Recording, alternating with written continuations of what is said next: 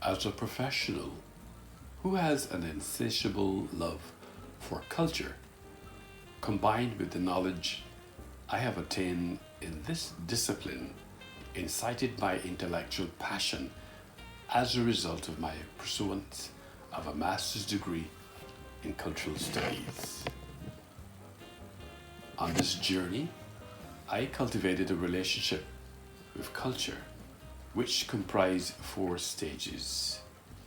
Stage one, there was an initial orientation whereby oral presentations, site visits, techniques, and styles of writing were observed and practiced. Stage two, there was some curiosity on my part as I navigated the analysis of various cultural texts. Stage three, my enlightenment involved works which exposed me to various cultural assignments, which included contextualizing and interpreting written works of cultural theorists and other related cultural works. Stage 4, I became committed to culture, especially the internship and writing literature reviews. Importantly, at each stage of this cultural relationship, there was often a decision, sometimes more thoughtfully arrived with the application of theories and interpretation of cultural works, and writing in this cultural space authorized me with the cultural tools to have now written and published 130 cultural e-publications. In contingent of the aforesaid, I decided to frame a close-up shot through my lens, which facilitated the detail on an extract that highlighted how and why the first humans grew and started forming different groups that had different cultures or sets of practices, beliefs, and arts.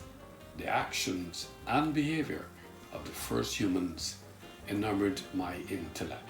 On completing the aforesaid action, followed by contextualizing the said excerpt, I understood to some extent why communities were formed around a shared culture.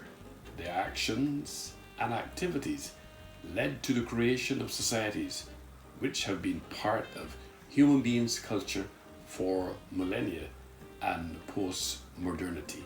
Although the statement can be interpreted as a historical event, yet it is a preface to engineering with confidence the clarification of the construct culture in context. Now that you and I are intellectually aware of the linguistic cultural theoretical protocols which set tone, tenor, and the framework for this dialogue, it should be noted that culture represents a declaration, it's a phrase, it is symbolic.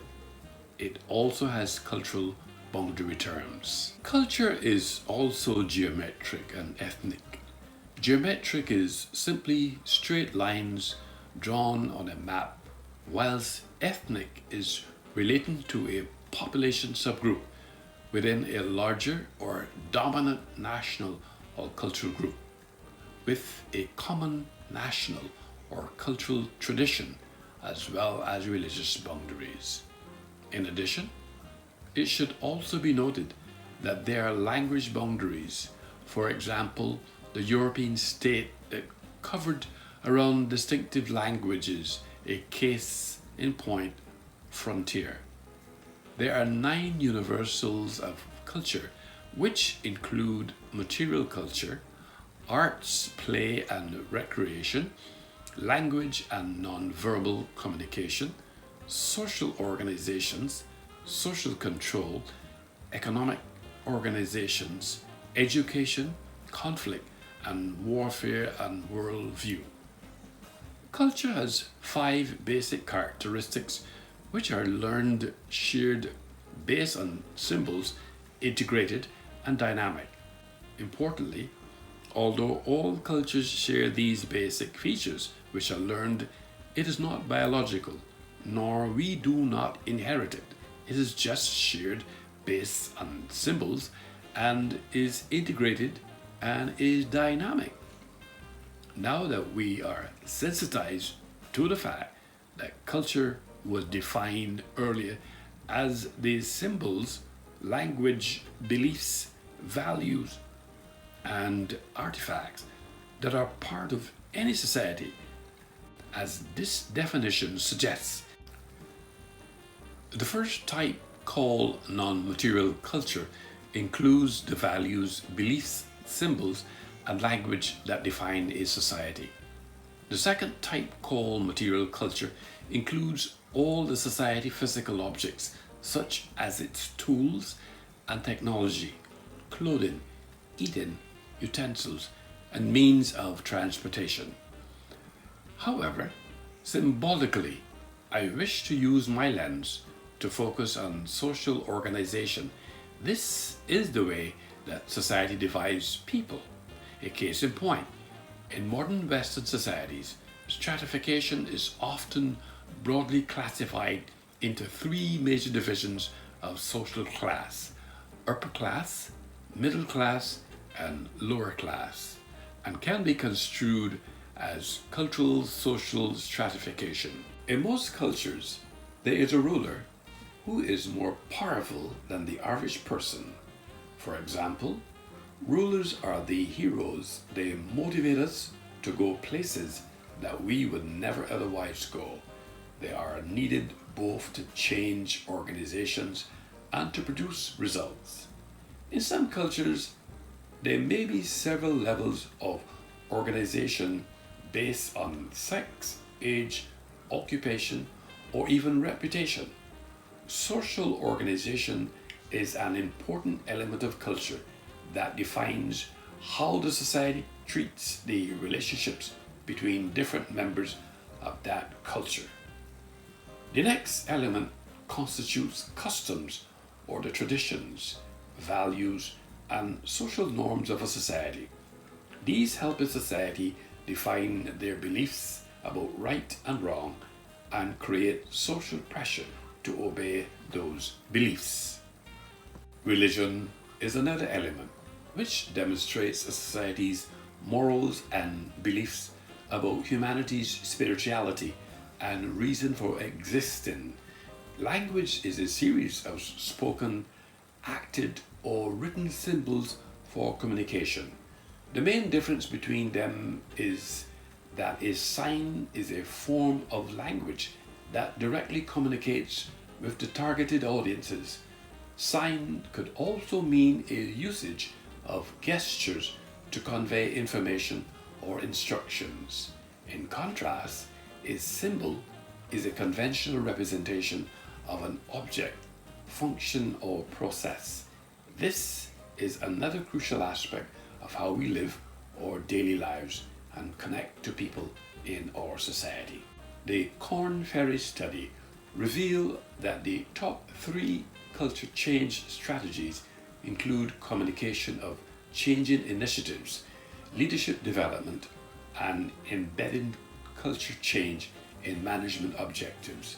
It's a fact that all cultures change through time. However, most cultures are basically conservative in that they tend to resist change. It should be noted that New Zealand has been given this opportunity to work with SPC on developing a set of guidelines designed to assist policymakers in Pacific communities in the development of national legislation for the protection of traditional knowledge and expressions of culture.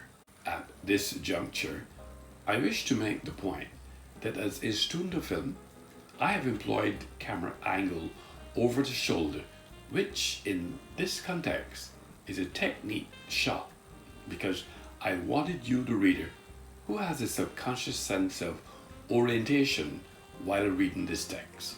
Did you know that in film, when we can see the off-screen actor still in the frame, we know exactly where they are in relation to the other subject? This is the practical reason. However, from my experience, a good rule of thumb has to do with the fact that if you frame a character by themselves, you isolate them. And suffice it to say, if you frame characters together, you connect them. Therefore, when the notion of culture initially infiltrated my mind, immediately I created a base from which I could investigate myths about culture, who it belongs to, can it exist without people, is it part of people's ancestry, DNA and diaspora, can another word be used in its place, is it patriotic, can anyone deny its existence, is it practiced the same way by every race, whose culture is it anyway? Would cultures clash? Is it pervasive? And is it an economy? It is because of the space that I occupied made me amenable to the thoughts that entered my mind, fascinated my intellectual curiosity to the extent that I was compelled to theorize the abstract, my commentary of culture. In this context, this dialectic discourse allowed me latitude to either corroborate or contradict history, for the reason that humans and culture are inseparably linked. The reality is, the social construct culture has many different connotations and meanings. For instance, Africa's culture means varied and manifold, consisting of a mixture of countries with various tribes that each has their own unique characteristic from the continent of Africa. Conversely, other continents have the power to direct the thinking or behavior of Africa indirectly. Western culture has the power to direct the thinking or behavior of North American and present-day Oceanic culture indirectly since the 17th century. Asia's culture encompasses the collective and diverse customs and traditions of art. As the largest, most populous continent and rich in resources, Asia is home to several of the world's oldest civilizations. On the other hand, the Caribbean's culture is their languages, religions, festivals, art forms, values, and customs sports. Europe's culture is rooted in the art, architecture, film, video games, and different types of music, literature, and philosophy that originated from the continent of Europe. European culture is largely rooted in what is often referred to as its common cultural heritage. The data captured in the annals historically have unearthed that in the 15th century, medieval period reviewed was categorized as a historical narrative in this post-modernity period. Now that I have provided some perspective which set the tone and tenor, Italian is one of the major European cultural languages. Throughout the centuries, Italians have made a fundamental contribution to the development of Western civilization in such fields as literature, architecture, painting, sculpture, music, philosophy, and sciences. This dialogical conversation is grounded in post-critique theory, which is another critical lens through which my text can be viewed. This form of criticism gave me leverage to examine how different religions, ethnicities, class identifications, political beliefs, and views affect the ways in which texts are created and interpreted, as well as creating analytical framework to understand the various cultural experiences, testimonies, theories, and its social meaning. For example, the remainder of global citizens understand ourselves and those around us by exploring a wide range of institutions, media, concepts, and formations such as television, multiculturalism, and cultural heritage. European culture is largely rooted in what is often referred to as its common cultural heritage. It is a fact that film is split into multiple parts for creative, practical, and financial reasons. Likewise, the same can be said about this cultural conversation, but there is an exception to this rule. That is, there is no financial reason. As I continued on this track, I have observed that the theme culture and adaptation and the origins of culture are critical to this discourse because it is a central concept in anthropology encompassing the range of human phenomena that cannot be attributed to genetic inheritance. The term culture has two meanings. One, the evolved human capacity to classify and represent experiences with symbols and to act creatively. And two, the distinct ways that people living in different parts of the world acted creatively and classified or represented their experiences. At this juncture, Edward B. Taylor arrives on the scene and joins the conversation and makes the telling point that culture is that complex whole which includes knowledge, belief, art, law, morals, custom, and any other capabilities and habits acquired by man as a member of society. Of course, it is not limited to men. Women possess and create it as well. During Taylor's tenure, the concept of culture has become the central focus of anthropology. Culture is a powerful human tool for survival, but it is a fragile phenomenon. For instance, the fact that a cultural phenomenon is an act which gains popularity when a certain number of people behave in a certain way or adopt a certain lifestyle, accessory because others do. Conversely, when the opposite occurs, this is when it becomes fragile. It should be noted that there are common types of cultural boundaries, best understood as cognitive or mental boundaries, situated in the minds of people and are the result of collective efforts of construction and maintenance and are interplaying with the 9 universals of culture.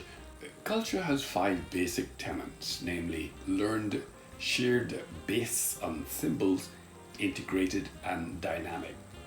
Make no mistake, all cultures share these basic features. A word of caution though, although culture is learned, yet it is not biological, nor do we inherit it. Culture is shared and is based on symbols, integrated, and is dynamic, and therefore cultural identity is an important contributor to people's well-being. Cultural theory creates a typology of social forms that align with one, classifying schemes developed by the upper class, social theorists like Emil Durkheim, Karl Marx, and Max Weber. Whereas cultural studies is a field of theoretically, politically, and empirically engaged cultural analysis that concentrates upon the political dynamics of contemporary culture, its historical foundations, defining traits, conflicts, and contingencies. Beginning in 1964, after the initial appearance of the founding works of British cultural studies in the late 1950s, Stuart Hall's pioneering work at CCCS, along with that of his colleagues and postgraduate students, including Paul Willis, Dick Hybditch, David Morley, Charlotte Brunsdon, John Clark, Richard Dyer, Judith Williamson, Richard Johnson, Ian Chambers, Thorpe Hobson, Chris Whedon, Tony Jefferson, Michael Green, and Angela McRobbie gave shape and substance to the field of cultural studies. It should be noted that the Cultural Studies Association was founded in 2003 and is a non-profit membership association for scientific purposes in the field of. There's also a cultural timeline, which is a list of events captured in a chronological order. In light of all of the aforesaid contributions, my commentary on culture is not only a theoretical abstract or a cliche or a pretext, but a dialogical conversation analyzed through the established wide shot on culture, which focuses our attention on the statements and the testimonies of anthropologists, authors, experts, cultural theorists, cultural practitioners, who verbalize directly and indirectly that in every global citizen there is an innate sense of humanity, innate behavior genetically hardwired in an organism and can be performed in response to a cue without prior experience, was juxtaposed against the background of culture, since it is learned, communicated, and transferred culturally. Overall, I must confess that research demystified myths and activated my intellectual curiosity, combined with the response of others, did not conflate the issues, but unequivocally confirmed the lived experiences chronicled in the annals of history, as opposed to denying the past, propel me to contextualize my commentary on culture. Ostensibly, my commentary on culture is an insatiable love for culture, combined with the knowledge which I have attained in this discipline, which incited my intellectual passion expressed through my lens as an author and licensed cultural practitioner, was framed in ISBN 9781 64945 8063.